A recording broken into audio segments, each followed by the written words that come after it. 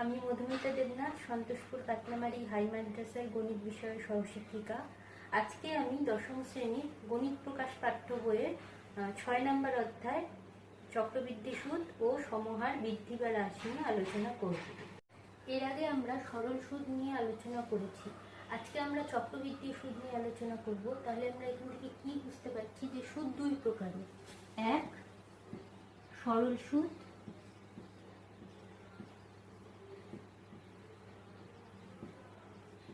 আর দুই চক্রবৃদ্ধি সুদ।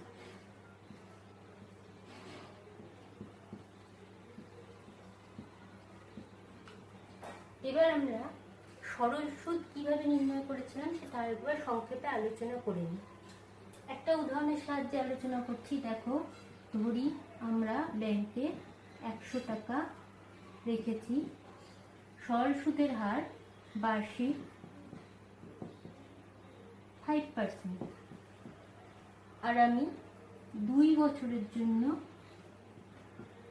রেখেছি।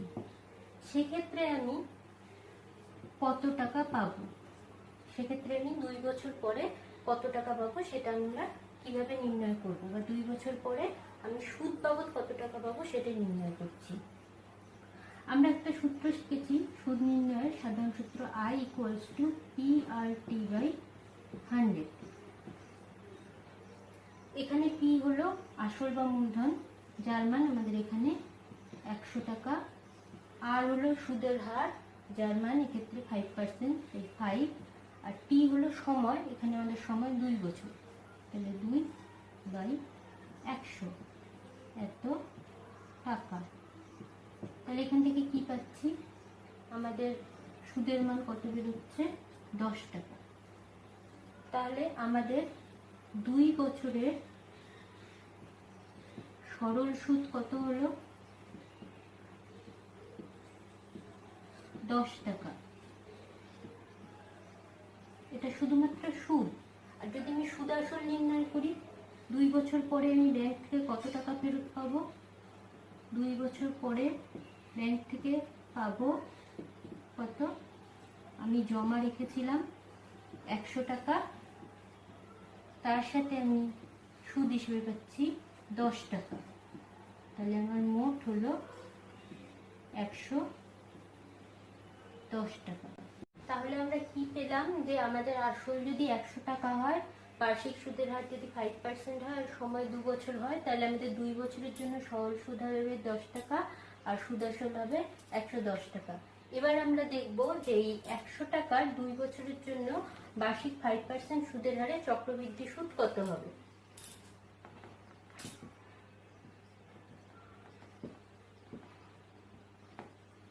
চক্রবৃদ্ধি সুদের ক্ষেত্রে আমরা 2 বছরের হিসেবটা একসাথে করব না, প্রত্যেক বছরের জন্য আলাদা আলাদাভাবে করব। আমি আগে প্রথম বছরের হিসেবটা করছি।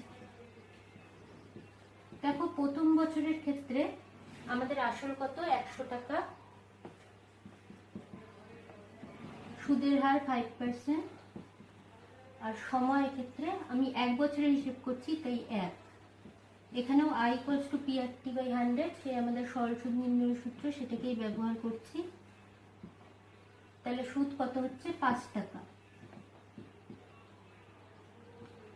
তাহলে প্রথম বছরের আমাদের 100 টাকার সুদ হচ্ছে 5 টাকা। তাহলে প্রথম বছরের শেষে সুদ আসল কত হবে?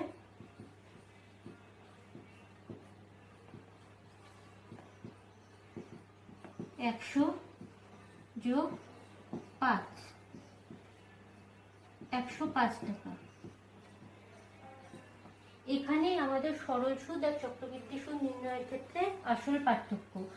আমরা সরল সুদ নির্ণয়ের ক্ষেত্রে 100 টাকার 2 বছরের সুদ নির্ণয় করার সময় 2 বছরের হিসেবটা একসাথে করেছিলাম, কিন্তু চক্রবৃদ্ধি সুদ নির্ণয়ের ক্ষেত্রে প্রথম বছরের হিসেব করে তারপরে দ্বিতীয় বছরের হিসেব করছি।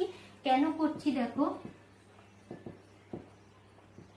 কারণ দ্বিতীয় বছরের ক্ষেত্রে আমাদের আসল বা মূলধনটা আর 100 টাকা থাকবে না। এক্ষেত্রে আমাদের আসল বা মূলধন হবে প্রথম বছরের যে সুদ আসল, সেটাকে আমরা দ্বিতীয় বছরের শুরুতে আসল বা মূলধন হিসেবে ব্যবহার করব। তাহলে দ্বিতীয় বছরের শুরুতে আমাদের আসল বা মূলধন কত হয়ে যাচ্ছে?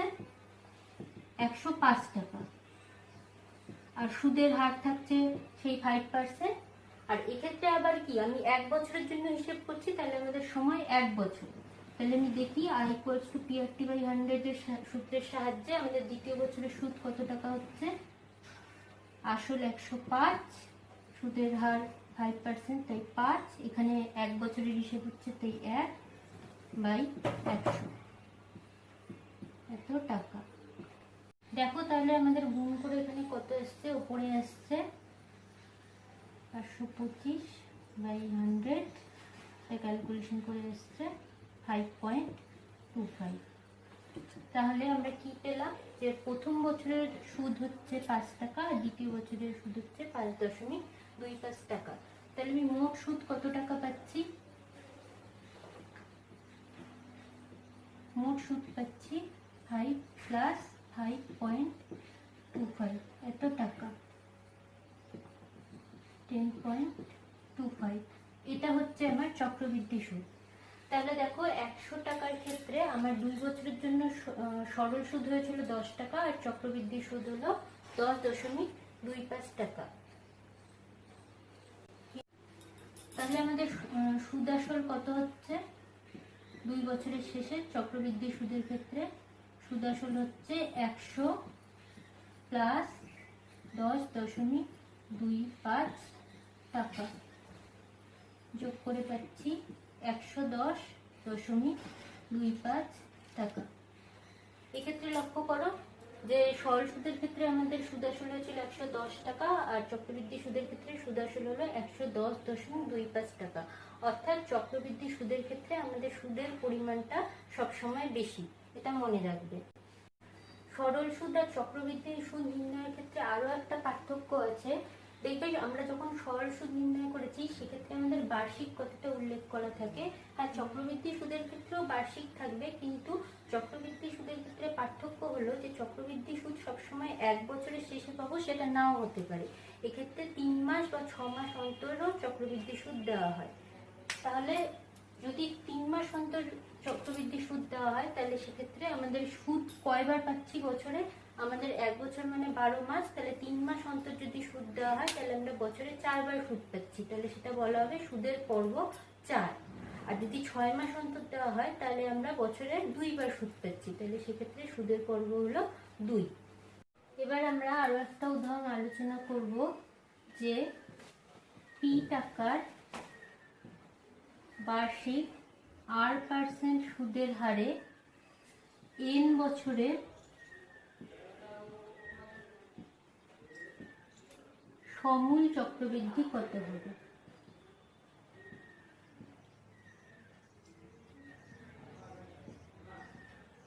এক্ষেত্রে সমূল চক্রবৃদ্ধি বলতে বোঝায় সুদাসল। চক্রবৃদ্ধি সুদের ক্ষেত্রে সুদাসলকে অনেক সময় সমূল চক্রবৃদ্ধিও বলা হয়। তাহলে আমি প্রথমে 1 বছরের হিসাব করি, যে প্রথম বছরের সুদ কত টাকা হবে।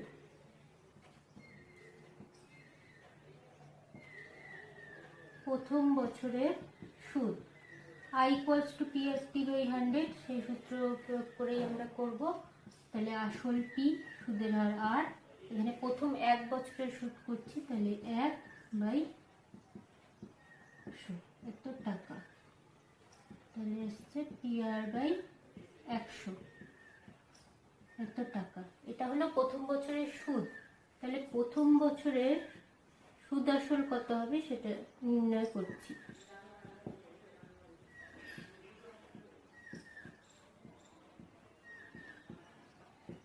প্রথম বছরের আসল হলো P আর সুদ হলো PR/100, এটা হলো আমাদের প্রথম বছরের সুদ আসল।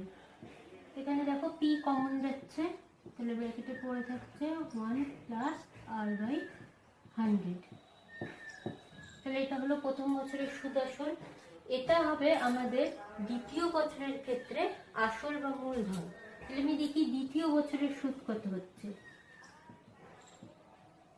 দ্বিতীয় বছরের সুদ, এবার আমার দ্বিতীয় বছরের জন্য আসল কত, এটা আমার আসল ইন্টু সুদের হার আর। এবার শুধুমাত্র দ্বিতীয় বছরের জন্য করছি, তার মানে 1 বছরের হিসেব, তাই 1/100 এত টাকা। এটা হলো আমার দ্বিতীয় বছরের সুদ। তাহলে এটা আসছে P R into 1 plus R by 100 এত টাকা। এটা হলো আমার দ্বিতীয় বছরের সুদ। তাহলে এবার আমি দেখব দ্বিতীয় বছরের সুদ আসল কত হচ্ছে।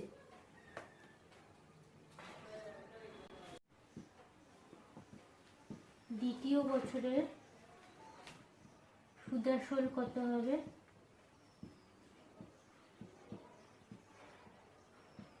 দ্বিতীয় বছরের আসল ছিল P into 1 plus R by 100, আর দ্বিতীয় বছরের সুদ আমাদের হয়েছিল P R into 1 plus R by 100 টোটালটা বাই 100 এত টাকা।